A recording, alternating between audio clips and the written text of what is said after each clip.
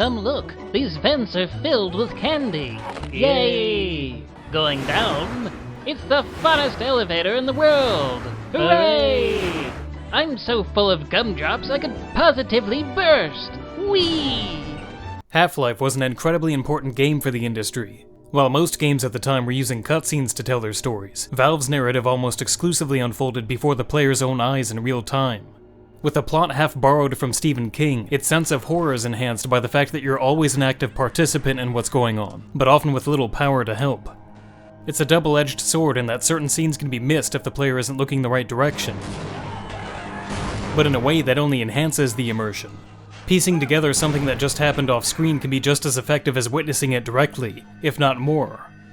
It's an approach that's become commonplace in modern games, and a lot of story-heavy titles owe at least a little bit to Half-Life. The game also impressed with its ability to relentlessly evolve as it progressed. Though it's technically one unbroken journey, the chapters feel like distinct levels devoted to introducing new challenges, like platforming, or puzzle solving, or combat against much smarter human enemies. And depending on how clever you are, the hazards you encounter can be used against you or work to your advantage. The game brilliantly escalates until finally fumbling in the last few chapters. After going into outer space, Valve struggled to come up with compelling ways to top themselves. And yet, not having replayed the game since its release, I was surprised by how effective it still is nearly 22 years later. Its souped-up N64 looks are obviously dated, but its atmosphere and power to shock are still there. The main thing dating Half-Life is its clumsiness. Your toughest foe can be a ladder or bad collision boundary, and progression can depend on such arbitrary feats as crouch jumping into a random corner at just the right angle to avoid a spinning fan.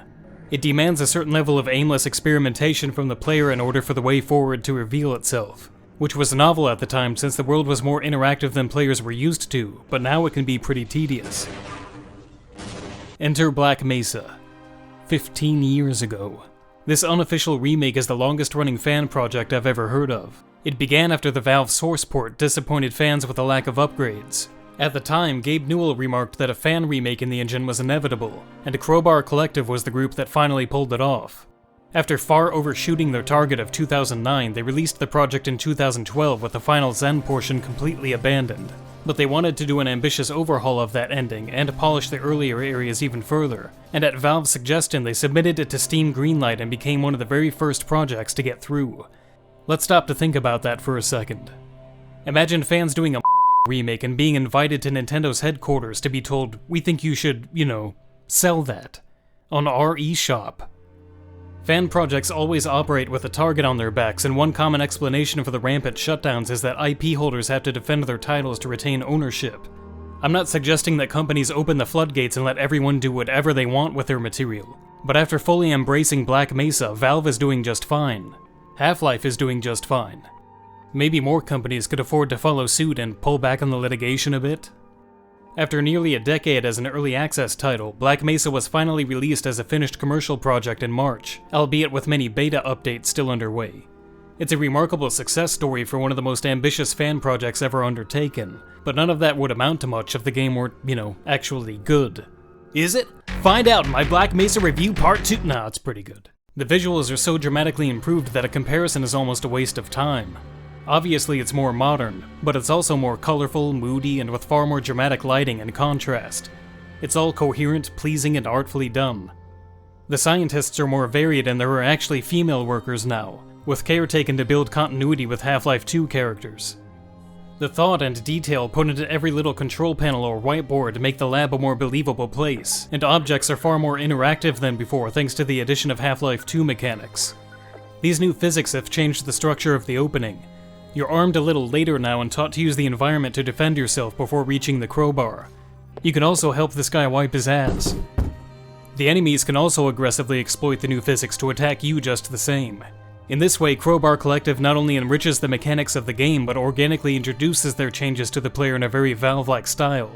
The weapons you eventually do acquire all have first-rate animations and sound design.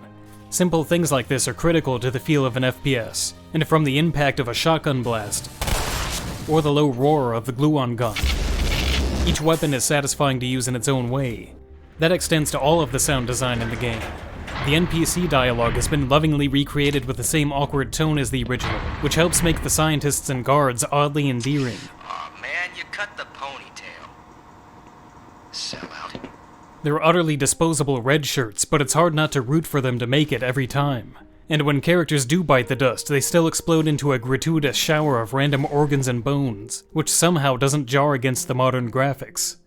There is one issue with the sound that became really distracting throughout the game. The score is mostly silent with occasional musical cues at key points, and when those cues start up, it's often jarringly in your face and loud.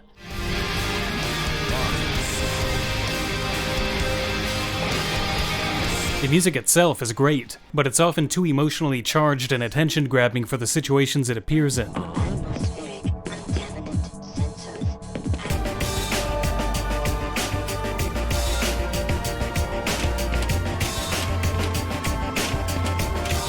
Turning it way down helps, and of course being a Steam game, it's no trouble to mod it back to the original if it bothers you.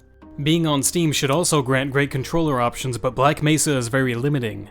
It's been designed exclusively with keyboard and mouse in mind, and while X-input buttons will register, analog sticks will not. This locks you to using WASD regardless of how you play. I just did a video on the Steam controller and it works exceptionally well here, but being unable to mix analog movement in is frustrating considering how important precise positioning and platforming are. Much like the original game, your path through the world is still an arbitrary stumble through hard-to-read cues, and a huge amount of time is spent perched on tiny pipes or leaping onto barely perceptible ledges. The level design itself is a bigger problem than the lack of analog is, and it remains the single most dated thing about the game. Aha! You always say that handholding is bad. Now you say you want it! It's a balance.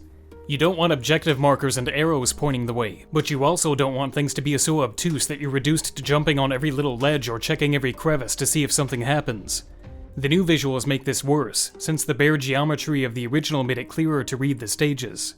Black Mesa's much more detailed world causes confusion about what's a platform versus part of the environment. There is a visual language that you'll start to pick up on, with lights used as a guide, but it still isn't very intuitive. There's only so much they can do here, since this type of awkward parkour is in the game's DNA. There's also a fair amount of jank to behold, whether it's an NPC boxing you in, a stumble boxing you out of the map, or a loading point gone wrong. It's good practice to keep a lot of saves handy.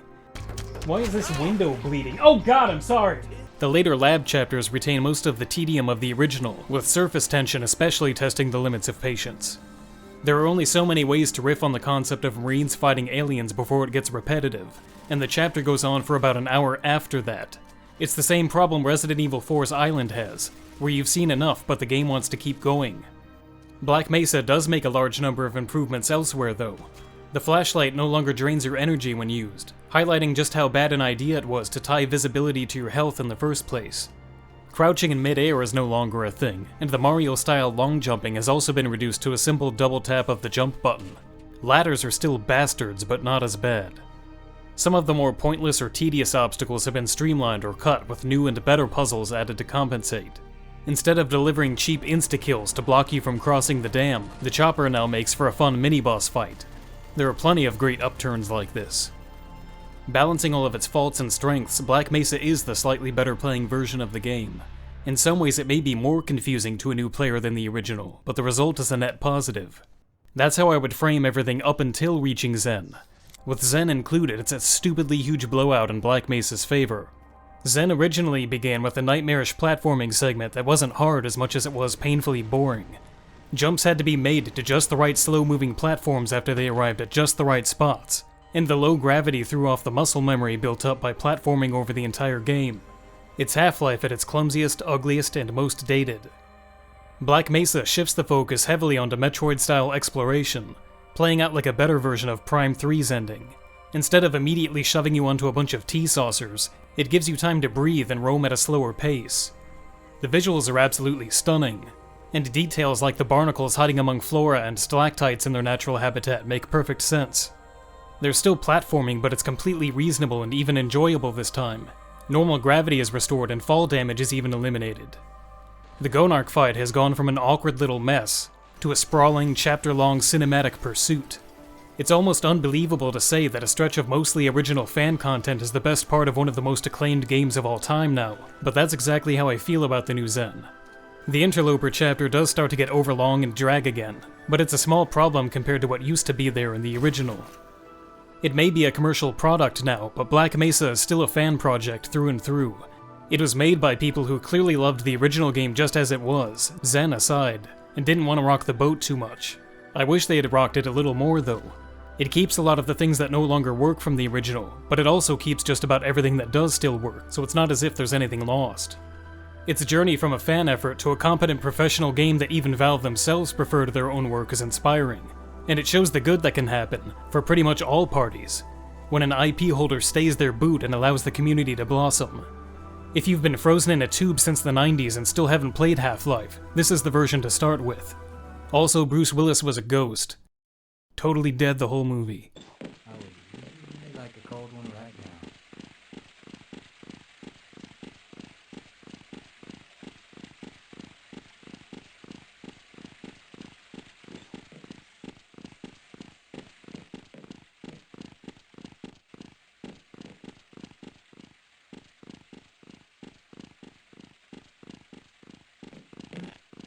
See you later.